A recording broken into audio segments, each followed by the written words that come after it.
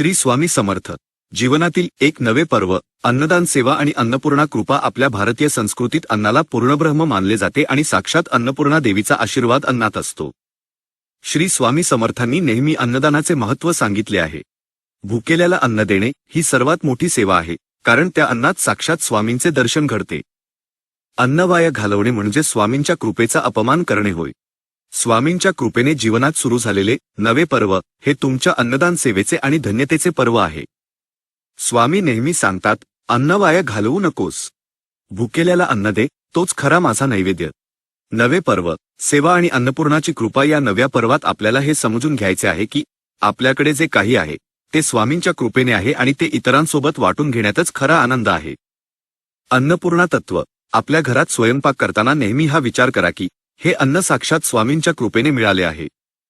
अन्न बनवताना आणि वाढताना त्यात प्रेम आणि आदर असू द्या. अन्नदान हीच भक्ती. शक्य असेल तेव्हा भुकेल्या व्यक्तीला पोटभर अन्नदान करा. हे केवळ दान नसून ती साक्षात स्वामींची सेवा आहे. तुमच्या या सेवेमुळे तुमच्या घरातील अन्नपूर्णा देवीची कृपा कधीच कमी होत नाही. अन्नाचा आदर.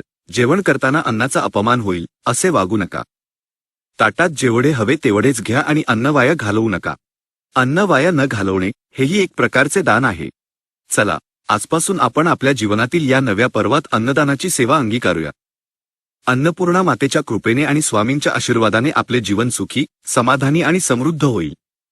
श्री स्वामी समर्थ महाराज. तुमच्या कृपेने माझ्या हातून अन्नदानाची सेवा घडो आणि माझ्या घरात अन्नपूर्णाची कृपा अखंड राहो.